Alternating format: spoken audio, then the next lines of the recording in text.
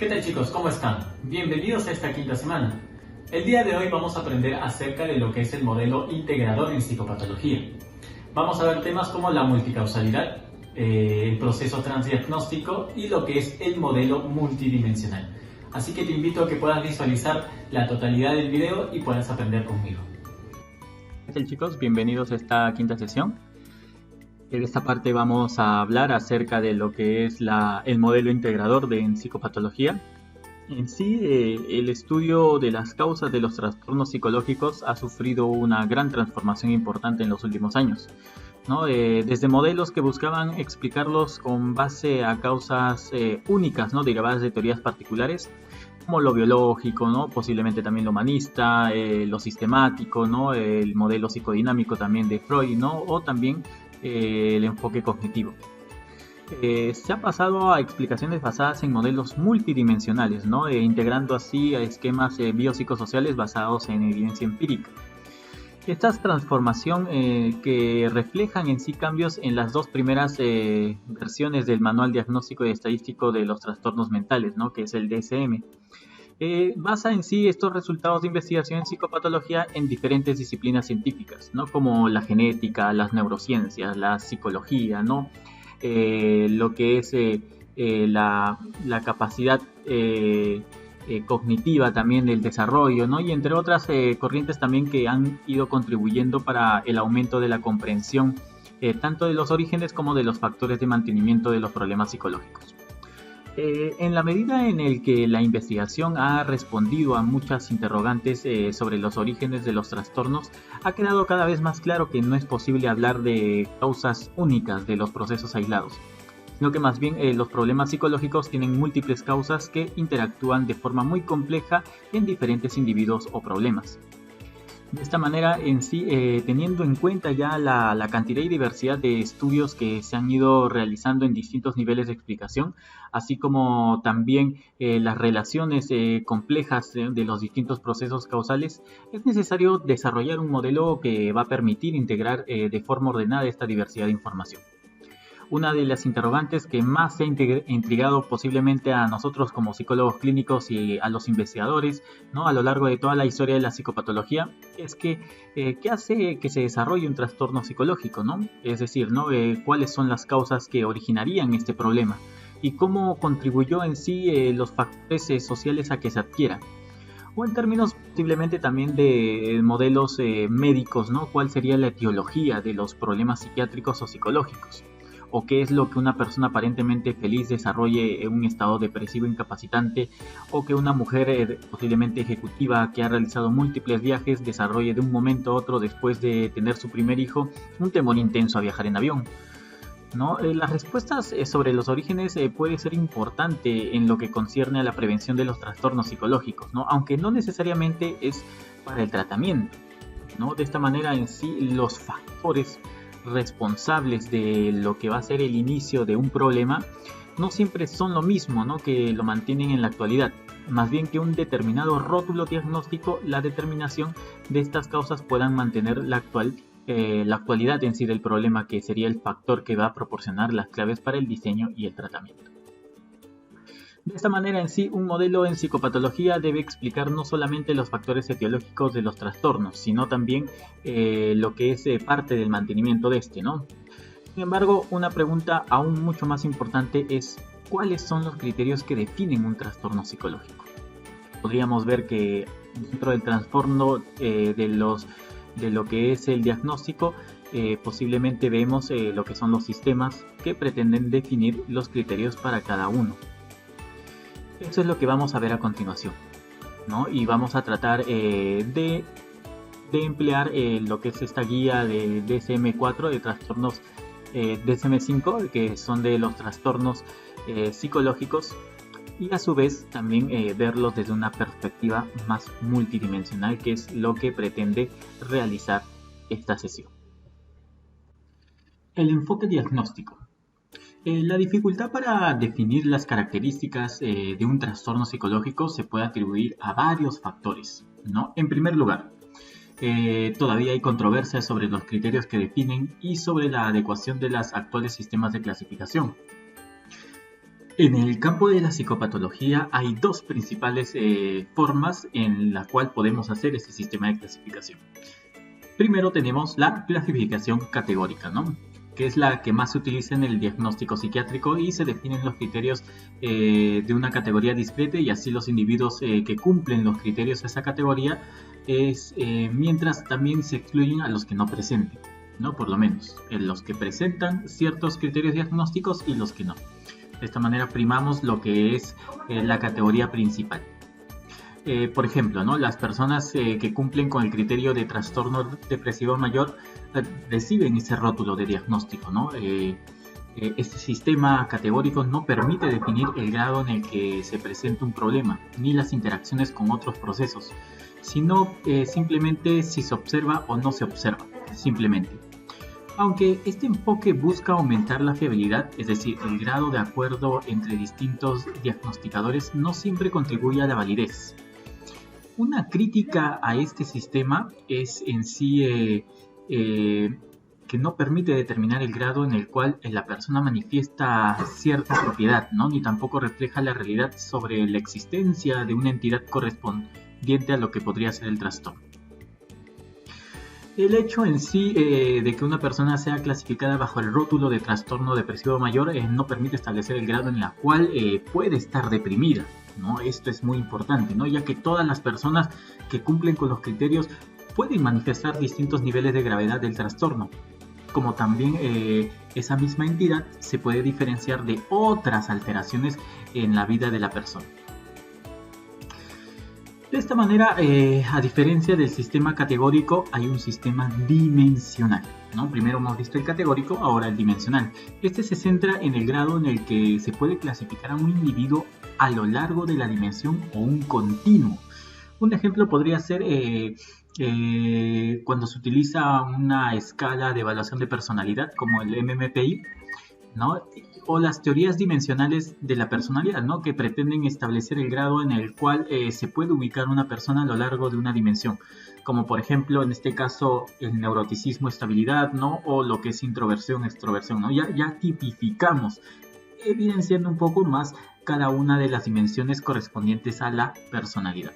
Sin embargo, el problema con este sistema es que no hay suficiente acuerdo sobre las dimensiones relevantes, ¿no? Por ejemplo, el DSM-4 o inclusive esta última edición actual del DSM-5 representa una aproximación para combinar ambos enfoques. Esto se ha denominado un enfoque prototípico, ¿no? En el cual se tratan de asignar categorías y a su vez en algunos casos se puede cuantificar el nivel de gravedad que se presenta en cada categoría diagnóstica. Por ejemplo, si la depresión es leve, moderada o grave, en base a ello vamos a tratar de tipificar lo que es en sí el problema diagnóstico. De esta manera aquí vamos a ver algunos lineamientos que nos propone la consideración de un problema psicopatológico. Si bien es cierto, el enfoque categórico, ¿no?, al cual se le asigna el rótulo de diagnóstico puede tener sus ventajas y también en términos de fiabilidad la información puede presentar también algunas dificultades conceptuales y prácticas. En primer lugar, ¿no?, las categorías diagnósticas no son independientes, ¿no?, como se espera en un sistema en el que deben ser mutuamente excluyentes y conjuntamente exhaustivas. De ahí en sí los altos niveles de comorbilidad entre diferentes trastornos que son la regla en sí de la excepción, ¿no? Como por ejemplo el hecho de que los trastornos de ansiedad o los trastornos también afectivos presenten un nivel de comorbilidad alguna vez en la vida superior a 70 o el 100% inclusive, ¿no? Es posible en sí que los dos correspondan a una disfunción más general como afecto negativo. De forma similar, dentro de una misma categoría es posible identificar diferentes subtipos de un problema que pueden corresponder a procesos causales diferentes. Por ejemplo, la fobia a cucarachas y a los aviones están clasificados dentro de la misma categoría de fobias específicas, pero los procesos involucrados son diferentes, ya que en la primera hay poca intervención de los procesos cognitivos, mientras que en la segunda predominan lo que son los elementos valorativos sobre el peligro potencial. En segundo lugar, ya podríamos hablar, a diferencia de lo que ocurre en medicina, ¿no? En psicopatología, el rótulo diagnóstico de un trastorno proporciona muy poca información sobre los factores de mantenimiento y por lo tanto sobre el tratamiento.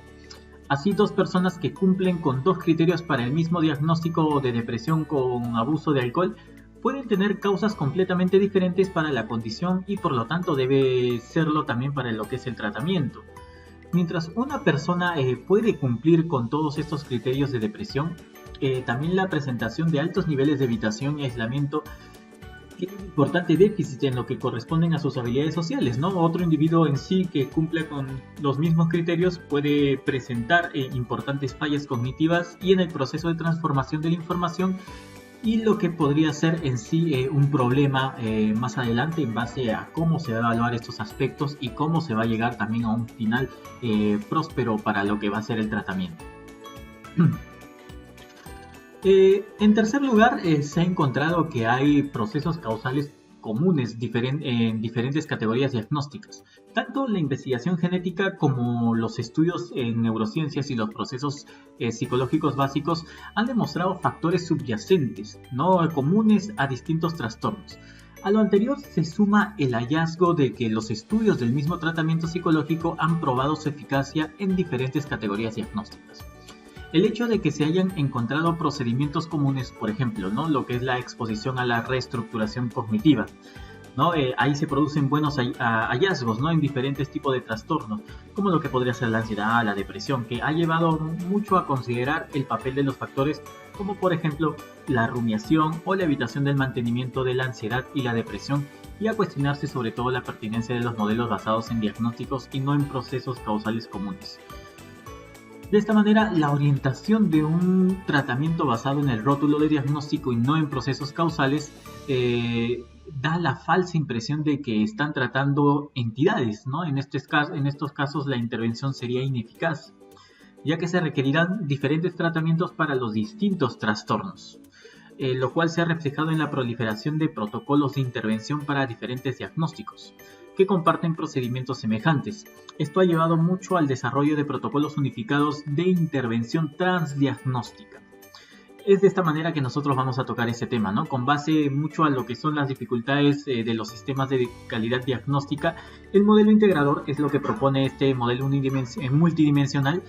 Presenta en sí, parte de este video, un poco la consolidación de cómo podemos entender un diagnóstico en base a múltiples dimensiones y cómo podremos generar lo que va a ser el posible tratamiento para estos mediante técnicas de intervención eficaces para cada una de las dimensiones. El modelo multidimensional se enmarca dentro de tres dimensiones, ¿no? Los factores que causan el comportamiento tanto funcional como disfuncional los podemos organizar en estas tres. El primero va a ser lo que es el ambiental contextual, ¿no? Como vemos acá. El segundo, el evolutivo histórico. Y el tercero, el individual. Aunque en últimas todos se plasman con el organismo, por razones prácticas es útil analizar separadamente la influencia de las relaciones con el ambiente actual y las relaciones que han ocurrido a lo largo de la evolución de la persona.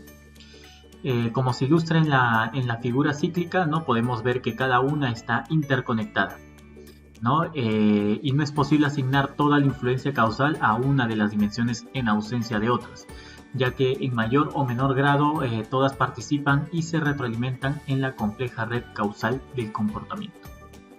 Por tanto, afirmar que un trastorno particular de comportamiento como la esquizofrenia o la depresión se debe únicamente a desajustes biológicos sería ignorar la existencia y la participación de otras dos dimensiones, o suponer que las relaciones son lineales o no bidireccionales y de retroalimentación nada más.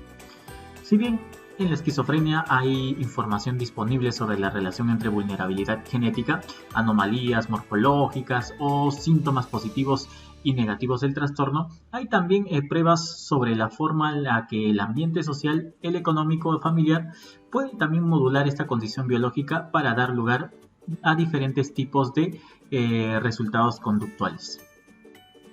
Tampoco es válido en sí asumir posiciones extremas o ambientalistas, ¿no? En donde se supone que todas las causas de un problema particular se pueden atribuir a la influencia del ambiente, ¿no? O posiblemente también de la cultura.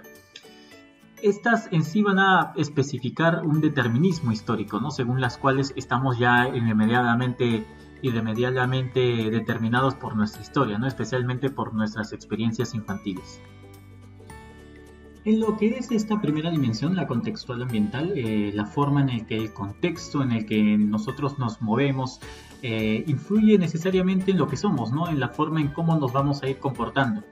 Ha sido esto siempre un tema bastante de interés, ¿no? En diferentes disciplinas científicas como la biología, la ecología, la economía, antropología, ¿no? Entre otras ciencias también o disciplinas.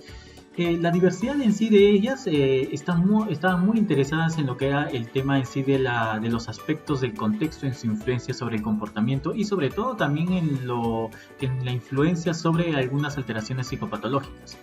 Hay diversos niveles del ambiente que pueden influir sobre el comportamiento anormal y patológico, ¿no? Las características, por decir, del ambiente físico, ¿no? Tanto natural como podría ser el clima, los desastres naturales, los ciclos de luz, o de repente también como el urbanismo, ¿no? Como vemos acá, ¿no? Lo que podría ser los aspectos arquitectónicos, el ambiente urbano, el ruido, la polución, la sobrepoblación, el tráfico, etc. También lo que podría ser el ambiente mismo familiar, ¿no? El medio escolar, el medio laboral, lo que es la cultura, ¿no? El macroambiente en general, ¿no? Tiene una clara influencia sobre el comportamiento y sobre las alteraciones psicológicas.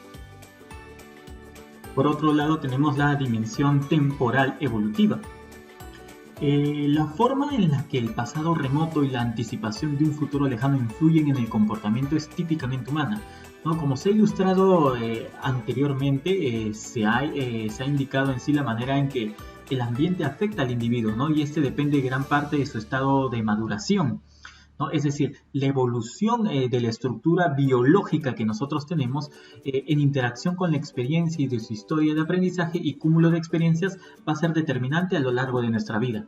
De esta manera, factores como el desarrollo de maduración, ¿no? Como de repente la historia de aprendizaje van a ser bastante importantes, sobre todo en los eventos que prepara la historia, para generar reacciones que tienen impacto sobre el ajuste presente y a su vez puedan predisponer a tener otras dificultades también en el futuro. De esta manera, la psicopatología evolutiva se ocupa mucho de estudiar la forma en que algunos trastornos tienden a presentarse más en ciertas etapas de la vida y variaciones en sus manifestaciones y procesos cuando se presentan a lo largo de todo el ciclo vital. Y de esta manera en sí, la historia puede tener una influencia bastante importante, ¿no? En lo que es el comportamiento a través de la experiencia y el aprendizaje mediante los repertorios conductuales, las emociones que nosotros manifestamos con mayor frecuencia, las formas de transformación de la información, ¿no? Lo que son los mecanismos de afrontamiento ante situaciones diversas y formas también de relacionarse con el medio y con las personas en general. Por último, la dimensión individual, ¿no? Como se afirmó en un comienzo en esta presentación, el ambiente y el contexto, así como la maduración en la historia de aprendizaje, van a plasmar sus efectos en el individuo. La dimensión individual involucra una parte en sí de las características biológicas, genéticas, morfológicas y fisiológicas, que se manifiestan en el comportamiento y por otra parte los procesos psicológicos básicos, que nos van a permitir entender la forma en la que el ambiente interactúa con las condiciones biológicas del organismo. En ese sentido, dentro de un modo de interacción recíproca, la dimensión individual comprende al mismo tiempo los resultados de la relación entre ambiente y la biología a lo largo del tiempo, y es decir, estos productos de aprendizaje y también los factores causales actuales que a su vez actúan sobre cada uno de nuestras conductas. Bien chicos, eso es todo por hoy. Esperemos en sí que los conocimientos hayan sido buenos para cada uno de ustedes. Recuerden visualizar todo el contenido en su aula virtual y los estaríamos viendo la siguiente semana, ¿no? Un abrazo para cada uno de ustedes. Chao.